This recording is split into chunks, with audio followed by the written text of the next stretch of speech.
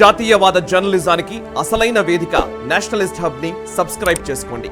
Notifications కోసం bell icon పై click చేయండి. నమస్తే. నేపాల్లో అధికారం అనుభవిస్తూ వచ్చిన మావోయిస్టులు ప్రధాని కుర్చీ కోల్పోయారు. చైనాకు మద్దతు ఇస్తూ భారత్కు వ్యతిరేకంగా కుట్రలు చేసిన ప్రచండ ప్రభుత్వం కూలిపోయింది. అధికార యూనిఫైడ్ మార్క్సిస్ట్ లెనిసిస్ట్ కూటమిలో ప్రధాన భాగస్వామి అయిన communist party of Nepal Pushpa Kamal Dahal alias ప్రచండ నేతృత్వంలోని ప్రభుత్వానికి మద్దతు ఉపసంహరించుకుంది. నేపాలీ కాంగ్రెస్ అధ్యక్షులు మాజీ ప్రధాని Deuba, Communist Party of Nepal Unified Marxist Leninist chairman KV Sharma కలిసి ప్రభుత్వాన్ని ఏర్పాటు చేయనున్నారు. ప్రధానమంత్రి పీఠాన్ని రొటేషన్ పద్ధతిలో పంచుకోనున్నారు. 275 మంది సభ్యుల నేపాల్ పార్లమెంటులో అతి పెద్ద పార్టీ అయిన నేపాలీ కాంగ్రెస్కు ప్రస్తుతం 89 సీట్లు ఉన్నాయి. సిసిఎన్ యుఎంఎల్ పార్టీకి 78 సీట్లు ఉన్నాయి. దిగువ సభలో 138 సీట్ల మెజారిటీ అవసరం కాగా వారి ఉమ్మడి బలం 167గా ఉంది.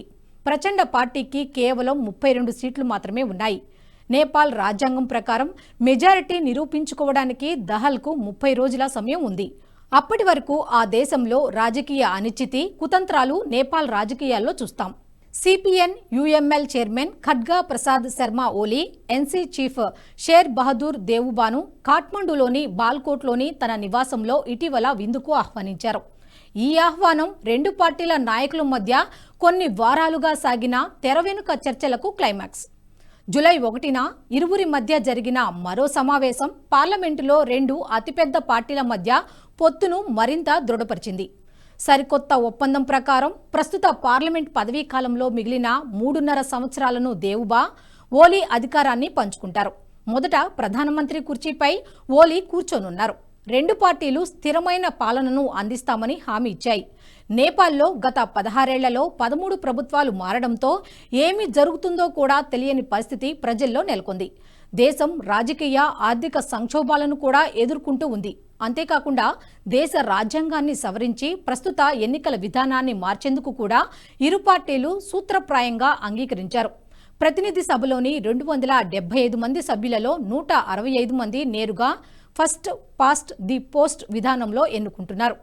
మిగిలిన 110 మంది సభ్యులు దామాషా ప్రాతినిధ్య విధానంలో ఎన్నికయ్యారు. దీంతో ఏ పార్టీ కూడా మెజారిటీ సాధించడం నేపాల్లో దాదాపు అసాధ్యమే. అందుకే ఎన్నికల విధానాన్ని మార్చడానికి దేవుబా, ఓలీ ప్రయత్నాలను మొదలుపెట్టారు. ఒక దశాబ్దం పాటు తిరుగుబాటుకు నాయకత్వం వహించిన దహల్ 17,000 మందికి పైగా చావులకు కారణమయ్యారు. ప్రధాని పీఠాన్ని అధిష్ఠించినా కూడా కుట్రలకు కేరాఫ్గా నిలిచారు దహల్. అందుకే ఈసారి మాత్రం రాజకీయ ప్రత్యర్థులు కుర్చీ నుండి దింపేయాలని ఫిక్స్ అయ్యారు. దహల్ నవంబర్ 2022 ఎన్నికలలో నేపాలీ కాంగ్రెస్తో పొత్తుతో పోటీ చేశారు. అయితే ఎన్నికల తర్వాత సిపిఎన్ యుఎంఎల్ ఇతర పార్టీలతో చేతులు కలిపి ప్రభుత్వాన్ని ఏర్పాటు చేసి 2022 డిసెంబర్ 25న ప్రధానమంత్రి అయ్యారు. కానీ 2 నెలలలోపే 2023 ఫిబ్రవరిలో దహల్ సిపిఎన్ యుఎంఎల్ని వదిలిపెట్టి నేపాలీ కాంగ్రెస్తో పొత్తు పెట్టుకున్నారు. ఇక సిపిఎన్ యుఎంఎల్తో మరోసారి చేతులు కలిపేందుకు 2024 మార్చిలో నేపాలీ కాంగ్రెస్ను విడిచిపెట్టారు. అతడి తీరుతో విసిగిపోయిన నేపాలీ కాంగ్రెస్, సిపిఎన్ యుఎంఎల్ కలిసి అవకాశవాద దహాల్ను కుర్చీ నుండి కిందకు దించాయి. రెండు పార్టీలు జూన్ నెల ప్రారంభంలో చర్చలు ప్రారంభించాయి. అధికార భాగస్వామ్య ఒప్పందాన్ని చర్చించడానికి ఇరు పార్టీల నుండి 2 సీనియర్ నాయకులను నియమించారు. చర్చలు సఫలం అవడంతో నేపాల్లో రాజకీయాలు మారబోతున్నాయనే ఆశ ఆ దేశ ప్రజల్లో చిగురించింది. చైనాతో ఒకప్పుడు సన్నిహితంగా మెలిగిన ఓలీ నేపాల్ తదుపరి ప్రధాని అవుతున్నప్పటికీ తాజా రాజకీయ పరిణామాలు భారత్కు శుభవార్తగా చెప్పుకోవచ్చు. భారత ప్రభుత్వానికి మద్దతుగా ఉండే నేపాలీ కాంగ్రెస్ మరోసారి అధికార కూటమిలో భాగమవుతోంది. ఎన్సీ యుఎంఎల్ కూటమి వచ్చే పార్లమెంట్ ఎన్నికల వరకు కొనసాగుతుందని ఆశిస్తున్నారు. ఓలీ కూడా భారతదేశం పట్ల తన మొండి వైఖరిని విడిచిపెట్టారు. న్యూఢిల్లీ సహకారం, మద్దతు లేకుండా నేపాల్ను సమర్థవంతంగా ఎక్కువ కాలం పాలించలేరని కూడా గ్రహించారు. నేపాల్కు భారత్ అండగా ఉంటుందని, నేపాల్ పురోగతికి భారతదేశంతో మంచి సంబంధాలు అవసరమని ఓలీ కూడా అంగీకరించారు. భారతదేశాన్ని వ్యతిరేకించడం, నిరోధించడంలోని మూర్ఖత్వాన్ని తాను గ్రహించానని ఓలీ తన సీనియర్ పార్టీ సహచరులతో ఇటీవలే చెప్పారు.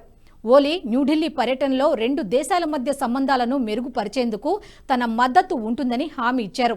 న్యూఢిల్లీ పట్ల బాహ్యంగా స్నేహపూర్వకంగా ఉన్నప్పటికీ దహాల్ చైనాతో కలిసి భారతదేశ వ్యతిరేక కుట్రలకు పాల్పడ్డారు. నేపాల్ ప్రజలను భారతదేశానికి వ్యతిరేకంగా రెచ్చగొట్టడానికి దహాల్ రహస్యంగా ప్రయత్నించారని భారతదేశం ఎప్పుడూ అనుమానిస్తూ వస్తోంది.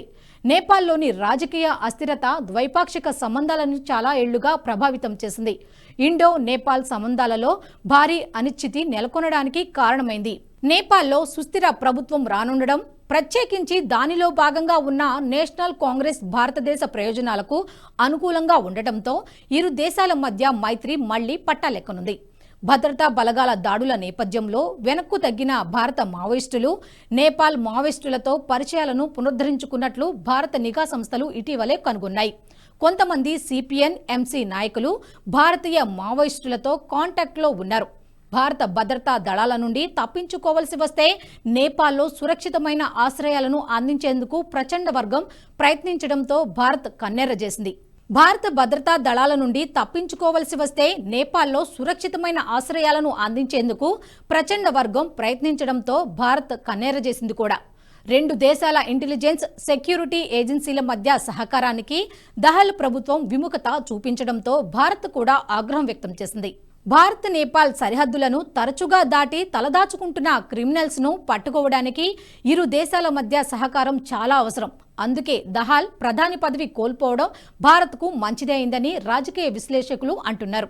ఈ వీడియో మీకు నచ్చినట్టయితే లైక్ చేయండి, 10 మందికి షేర్ చేయండి. అలాగే కామెంట్ల రూపంలో మీ అభిప్రాయాలను మాతో పంచుకోండి. Nationalist hub group of channels ను సబ్స్క్రైబ్ చేసుకుని తెలుగునాట జాతీయవాద జర్నలిజాన్ని ప్రోత్సహించండి. ఈ వీడియో కింద ఉన్న బెల్ ఐకాన్ పై క్లిక్ చేయడం మర్చిపోవద్దు.